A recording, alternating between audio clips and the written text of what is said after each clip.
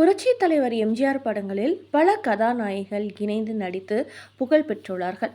குறிப்பாக முன்னாள் முதல்வர் மறைந்த புரட்சி தலைவி ஜெயலலிதா, சரோஜா தேவி, பானுமதி உள்ளிட்டோர் அதிக படங்களில் அவருடன் கதாநாயகியாக நடித்து சாதனை செய்தவர்கள். சாவித்ரி, KR விஜயா, தேவிகா போன்றவர்கள் வெகு சில படங்களில் மட்டுமே எம்ஜிஆருடன் இணைந்து நடித்தார்கள். சரோஜா தேவியும் ஜெயலலிதாவும் அதிக படங்களில் எம்ஜிஆருடன் இணைந்து நடித்து சாதனை படைத்தவர்கள் என்றால், எம்ஜிஆருடன் வெகு சில படங்களில் மட்டுமே நடித்து ஆனால் சரித்திரம் படைத்த நடிகை ஒருவரும் இருக்கிறார். அவர் வேறு யாரும் இல்லை, 100 வயதை தொட்ட நடிகை PS சரோஜா தான்.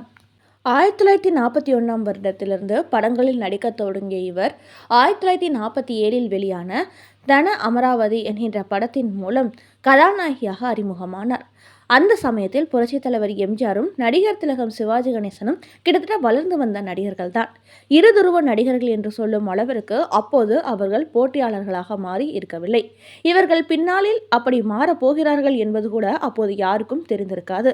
சிவாஜி கணேசன் பராசக்தியில் நடித்து முடித்து ஓரிரு வருடங்கள் ஆகியிருந்த நேரம். 1954 வருடம் எம்ஜிஆர், சிவாஜி கணேசன் இணைந்து நடித்த சரித்திர புகழ்பெற்ற ஒரே படமான கூண்டுகிளி படம் வெளியானது.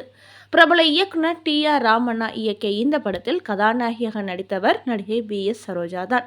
அந்த வகையில் மற்ற எந்த கதாநாயகிகளுக்கும் கிடைக்காத பெருமை எம்ஜிஆர், சிவாஜி இணைந்து நடித்த ஒரே படமான கூண்டுகிளியின் கதாநாயகியாக நடித்த PS சரோஜாவுக்கு கிடைத்தது. அது மட்டுமா, புரட்சி தலைவர் எம்ஜிஆர் மலையாளத்தில் நடித்த ஒரே படம் ஜெனோவா. அந்த படத்திலும் கதாநாயகியாக நடித்தவர் இந்த PS சரோஜா தான்.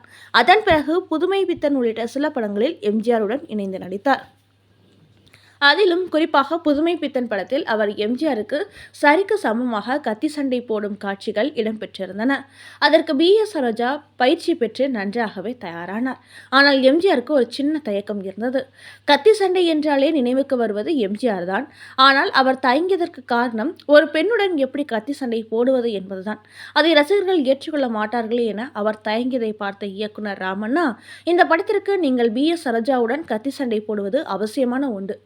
வேண்டுமானால் நீங்கள் வலது கையில் கத்தியை சுழற்றுவதற்கு பதிலாக இடது கையில் கத்தி சண்டை போடுங்கள்.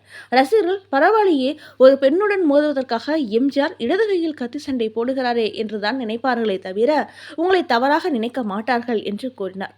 அந்த அளவிற்கு அந்த காட்சியை படமாக்கினார்கள். ஏற்கனவே இயக்குனர் லோக்நாத் என்பவரை திருமணம் செய்து அவரை விபத்தில் பறிகொடுத்து சில காலம் சினிமாவிலிருந்து ஒதுங்கியிருந்த நடிகை PS சரோஜா மீண்டும் நடிக்க துவங்கியிருந்த காலகட்டம் அது. அப்போது கூண்டுகிளியில் நடித்தபோது இயக்குனர் TR ராமண்ணாவுடன் நெருக்கமான நட்பு ஏற்பட்டு பின்னர் அவரையே திருமணம் செய்து கொண்டார். எம்ஜிஆரை எப்போதுமே அன்புடன் அண்ணா என்று, அதாவது மலையாளத்தில் சேட்டா என்றுதான் அழைப்பார் PS சரோஜா. எம்ஜிஆர் நடிகர் MR ராதாவால் சுடப்பட்டு குண்டடிப்பட்டு சிகிச்சை பெற்று வந்த நேரம் அது. அந்த சமயத்தில் அவர் குணமாகி அப்போதுதான் வீடு திரும்பியிருந்தார். மருத்துவமனை சென்று எம்ஜிஆரை சந்திக்க முடியாத சூழ்நிலையில் வீட்டிற்கு PS சரோஜாவால் உடனடியாக செல்ல முடியவில்லை.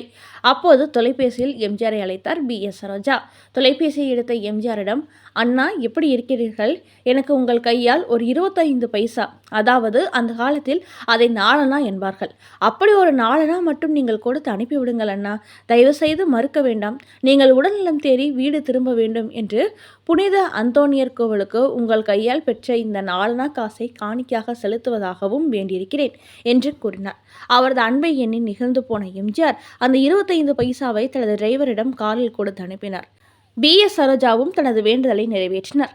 இப்படி எம்ஜிஆரின் சகோதரியாகவும் சரித்திர புகழ்பெற்ற அவரது படத்தின் கதாநாயகியாகவும் என PS சரோஜா நிச்சயமாக ஒரு சாதனை பெண் என்றுதான் சொல்ல வேண்டும்.